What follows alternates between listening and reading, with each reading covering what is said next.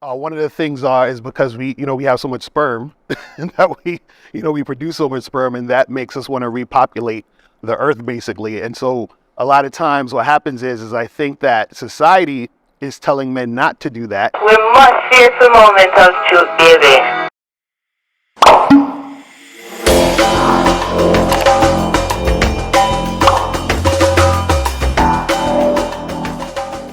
So glad that you're here with me, Dr. O, Dr. Norio Chaparro, and I want to get into it here. I want to react to a portion of this video of alphas versus betas brought to us by Jubilee and their middle ground program, their middle ground series. First and foremost, what in the world is an alpha or beta? I had to look that up. Because, well, I'm out of the conversation. This whole YouTube world, manosphere, all these different red pill. Yeah, I'm new to it. I'm a grown man. I'm a grown man with a beautiful wife of 23 years, and I have 4 fantastic kids, and I work for an incredible organization called the Christian Cultural Center. And you know what? I'm getting into it. I'm plugging into this online world because I feel, well, nudged to do so. Since the catastrophes of 2020, my life has radically changed, and part of it is really being in this online sphere a bit more, and so part of it is being introduced to vocabulary. Alpha, beta, sigma, these things, I had to familiarize myself with this terminology. They are broken up into these alphas and betas, not because of gradations. Like when I first looked at it, started hearing this terminology, what came to mind was the science fiction book Brave New World, where everybody had a designation. That designation meant your place within the society. Now, the idea of alpha itself, if I'm not mistaken, I think I've heard other people comment on it. Jocko Willink, I think a little while ago, I was listening to something he said about it, where, it comes out of the animal kingdom. The alpha dog, the alpha wolf, the wolf in charge, the alpha male that gets to enjoy most of the women. So all that said, number one, I don't know why anybody would allow themselves to be called a beta. When I think of beta, I think of beta testing. I think of the product that you go ahead and you share with other people so that you can get some feedback before you actually release the real product. Listen, family, here's a principle of life. If you fail to define yourself, others will define you, and then they will judge you by their standards. And so this way of thinking, of categorizing men like this, I think is completely unhelpful, unfruitful. I think it's dehumanizing. It's dehumanizing to any man on the spectrum, whether they think of themselves as alpha or sigma. Not only is it dehumanizing, but it's also very limiting.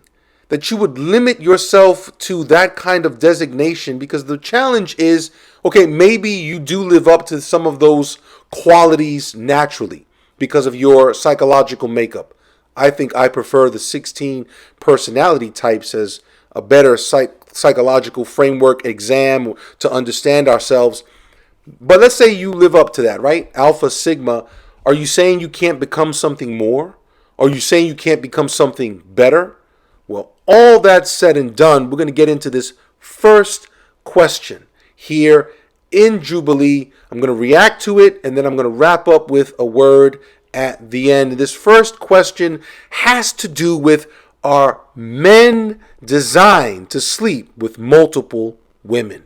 Come on, family. Let's get into it here at 180 Truth.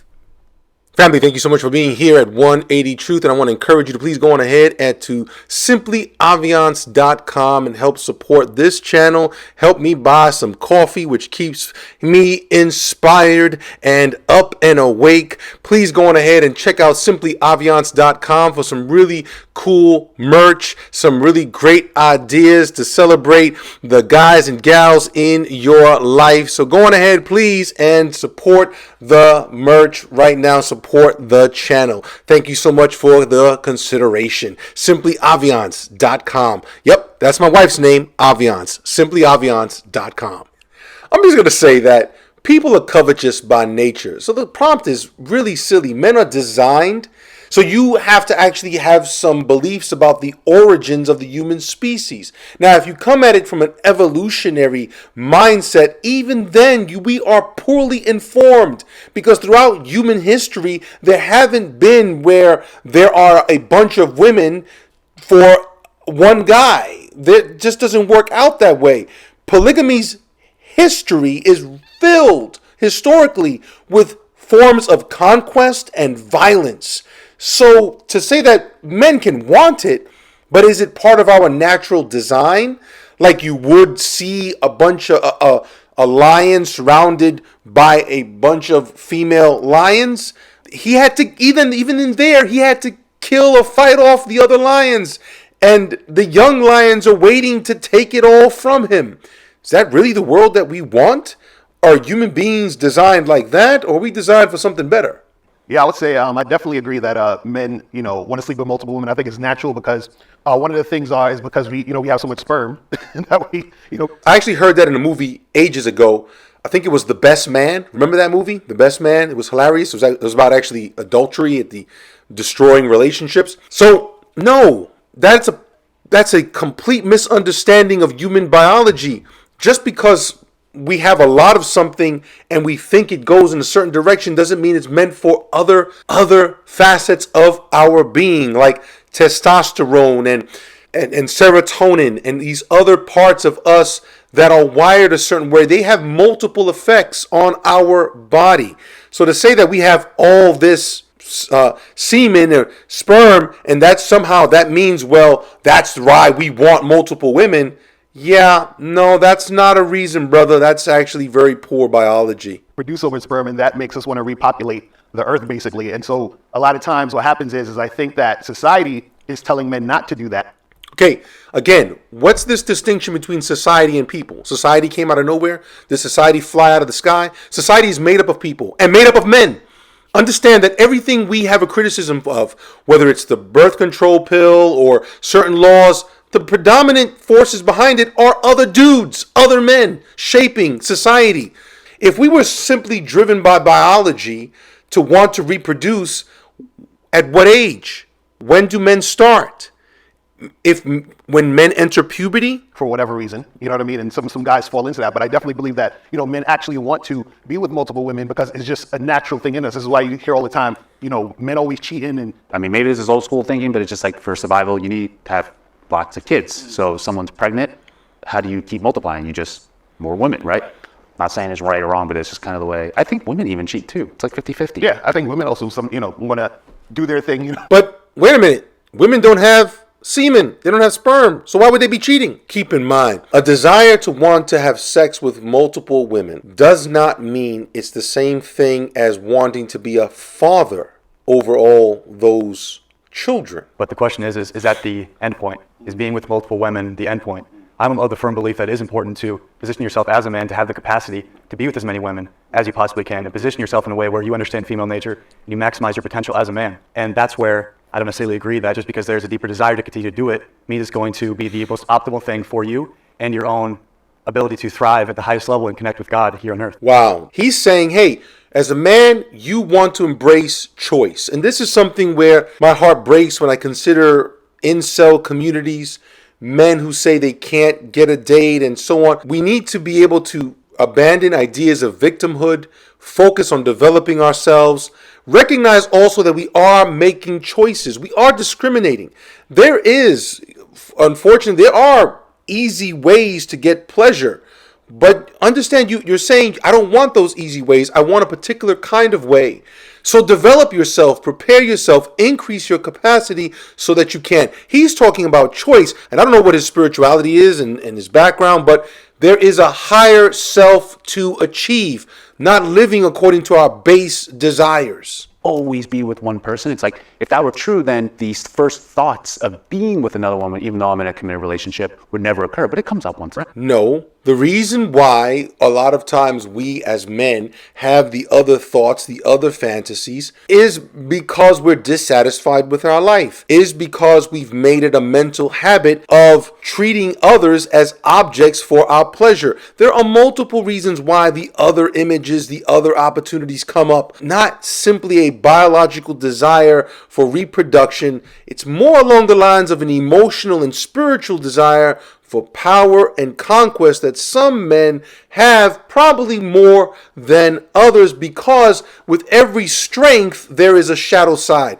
These gentlemen here presenting themselves very professional, very sharp, but to every gift, to every strength, there is a shadow side, a dark side. Oftentimes that side manifests, especially with us as men, in this kind of degenerate appetite for ongoing conquest and experiences of emotional, spiritual power, especially manifesting over women. But it doesn't mean I'm acting upon it. So And you might be being generous about saying once in a while. Probably comes up quite a bit. it depends what kind of relationship you're in, I guess, or how good of a day it is, right? Like, You see but my I would point? say for me, My point. Depends what kind of day it is. Depends what kind of relationship he's in. He will have the temptations toward fantasies of conquest and power with other individuals. Right, and the thing with me, I'm not monogamous, so I have a wife, I have a girlfriend, and I still, from time to time, hook up with other girls. I don't understand why that woman would accept that, but this is the world we're heading in now, where there are multiple justifications for polygamy. And listen, there are religions, there are cultures that have polygamy instituted. I don't think that's what this brother's talking about, because in those cultures that institute polygamy, there are clear boundaries, crystal clear boundaries that reinforce respect for the family and the community. Some things are simply not, some lines are not crossed. Otherwise, there will be repercussions that can even include violence. And the thing is, it feels regular to me. It doesn't feel like, Well, sinners sin. Sin feels regular. Listen, when I turned to Jesus Christ, I turned away from stuff that I was enjoying. I didn't just turn away, oh, it's just horrible. It was a horrible. Listen, I knew how to sin. Okay? I repented because I wanted to follow Jesus more than I wanted to continue in my sin. Jesus came first. But sinners sin, and sin does feel natural if we are born in sin. Yeah, I agree. I think a man can absolutely be head over heels in love with a woman and still sleep with other women and it not mean anything to him. Right. And I think all men have the... Why? Why is that possible? Because men compartmentalize. Men compartmentalize life. Yes, men can compartmentalize life. That is actually a strength. Here is an example. This gentleman, Justin, is describing a strength we have as men so that we can get things done. Compartmentalization has its place. Where it doesn't have its place is when we act one way on Sunday and another way on Monday. When we're recognizing that what we are doing in the dark are things we would be ashamed of if they were brought to light. That's why as men we want to operate from a place of integrity and not allow the gift and strength we have to compartmentalize. Again, we compartmentalize very well. Women can do multiple tasks at the same time. Men can't, but we can compartmentalize. The image that I use all the time when I'm talking about integrity is the image of the Titanic, which the designers thought that by creating compartments, if one compartment was flooded, then the ship can continue to go about its business, get to port.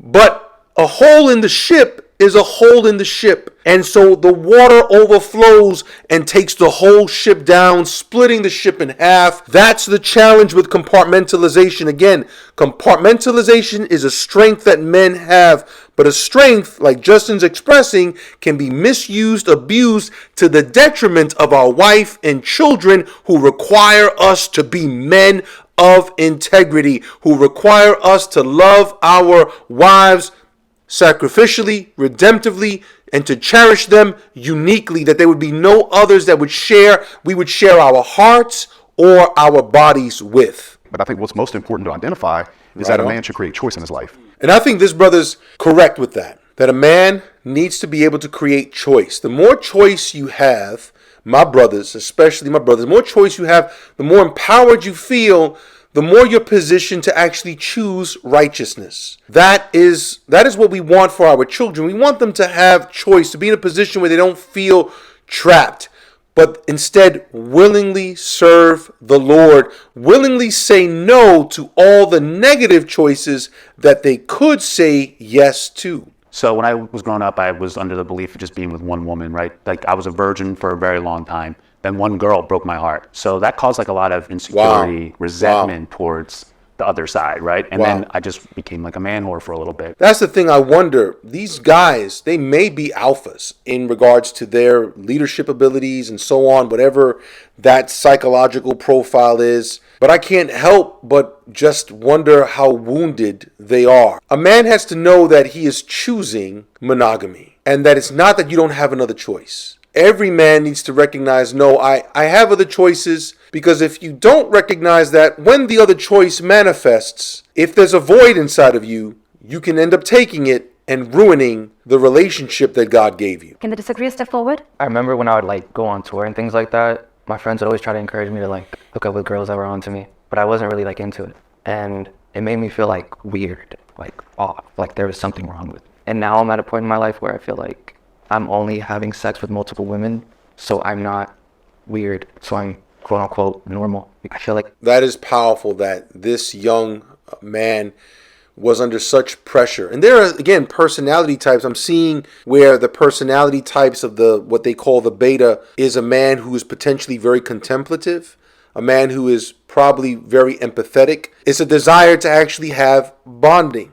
So again, this is another side of human strength, but this strength in a man. But here he is feeling pressure. I knew a young man who actually, that's one of the reasons why he walked away from the faith, was the pressure he felt to conform to being promiscuous, to demonstrating that he was a man by having multiple partners. He could not get away from his family telling him that he was wasting his youth. He wasn't built for that. He really wasn't. He forced himself to conform. And all the young women whose hearts he broke along the way because other men were telling him, hey, this is how you're supposed to be. I've been with multiple women and I've been with one woman. And being with one woman is just so peaceful. As far as like telling young men that they're born this way and that they should feel this way, it can really not do damage, but just sort of make you second guess things about yourself. Am I normal? Am I weird? Is there something off about me? Everyone else around me is saying that I have to feel this way or I have to do these things. But yet I don't feel the courage to do those things. Even a desire in a man for monogamy only doesn't mean that he's going to be wise enough to choose the right partner. That's another story, another video. Not true, though. I don't think that we should promote men sleep with multiple women. I think that we should promote choice and what feels right to you. So in your particular case, I would never tell you to sleep with multiple women. I think you might be doing the right thing to do exactly what you're doing and not do it or stop doing it. It's not about pushing it on the young men, but I'll tell you, there's a lot of young men that have a demon inside and maybe are really upset and frustrated with themselves because they feel a certain way. That is important for us as parents to pay attention to what Justin is saying, because there are religious communities, there can be a misinterpretation from our children that ends up in a place where, especially with our boys, some girls, they end up repressing their desires for intimate expressions as opposed to rightly reconfiguring or orienting their desire so that Christ comes first and their fulfillment is in Christ, and they can wait in the space and place of longing for that experience. The question was, do you feel that men are meant to sleep with multiple women? Or they just, that's what they do? And I don't think that's true. I think it's a part of your character and who you are. I do believe that if you're going to be honest with your partner is into it, but do I believe that we are biologically meant and it's in our head because we have to procreate and this and that? I don't believe that. I believe the reason we do it a lot is because it's looked upon as a great thing for men to have multiple women. Right, but again, Derek, where does that come from? It comes from men. It comes from we're broken, we're sinful, and sin manifests in all kinds of ways. And one of those ways for a lot of men has always been, again, the men who rise to set the course of civilizations. One of those ways is to imitate the animal kingdom, is to go ahead and let their base desires go, and to go on ahead and to demonstrate their conquest and their power and their strength by having acquired multiple wives, wives and concubines. And that's a historical feature across cultures. Men are shamed for that.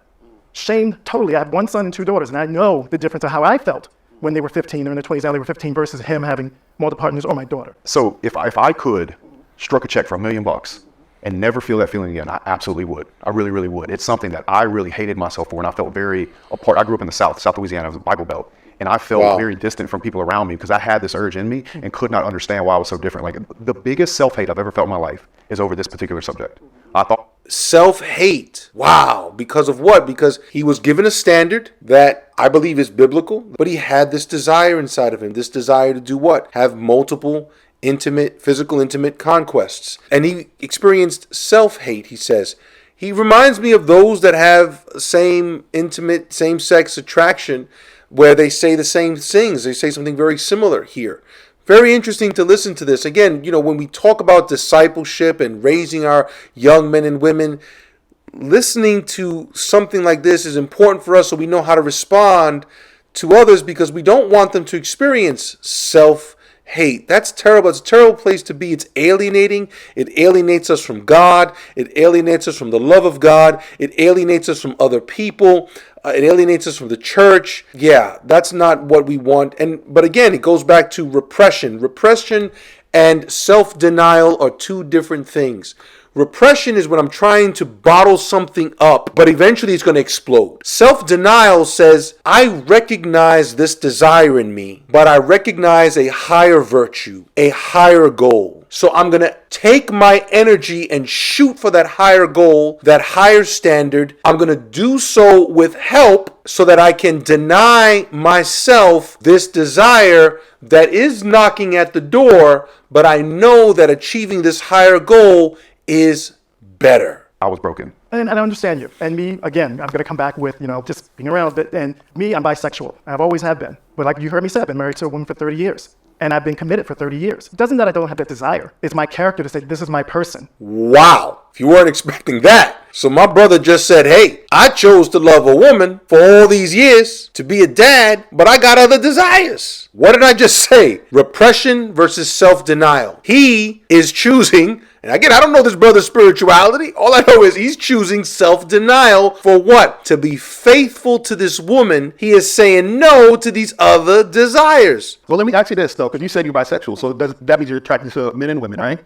So if you're with a woman, well, aren't you also attracted to men? So wouldn't you want a man and a woman? No. So you're just like, I just want one. And that's I made a commitment. Where do you think the urge is coming from, though, if it's not biologically inside of you? I think the urge comes from, I don't think it's a biological thing. I think it's temptation, not urge. With the urge creates temptation, no? These gentlemen are trying to figure out this thing. Is it nature? Is it nurture? For Christians, it is both. But the nature and the nurture, the fact that we're made in the image of God, has been tainted by sin. And so we're born in this condition. The sin is missing the mark. God raised the standard. We tend to miss the standard. We tend to not hit the mark. And so we end up being misdirected, disoriented in our desires, disoriented in our loves.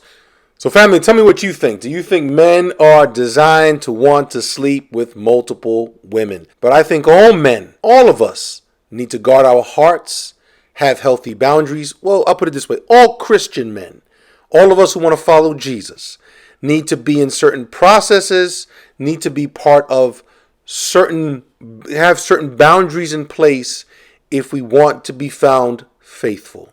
For the Christian man, someone said years ago that a real stud is a man who can be satisfied with and satisfy one woman all the days of his life. Is that a challenge for some men more than others? I think it's a challenge for every man. Why? Because life happens.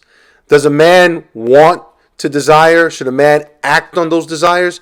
There are multiple desires that we have. Desires for violence, desires for covetousness, desires to get away with all kinds of things we want. Some of us have a personality more given to an outlaw nature than others. The question is then, what is the filter for these desires? For the Christian, it is the Word of God. It is human reason, human experience coupled with traditions that have been handed down to us. But it's primarily the scriptures, the word of God, the standard of God. But even keeping the word of God is impossible without the Spirit of God and without being in a healthy, life-giving community. But ultimately, let me know what you think in the comments. Hit like, hit subscribe. Go on ahead and share this. Thank you for being here at 180 Truth.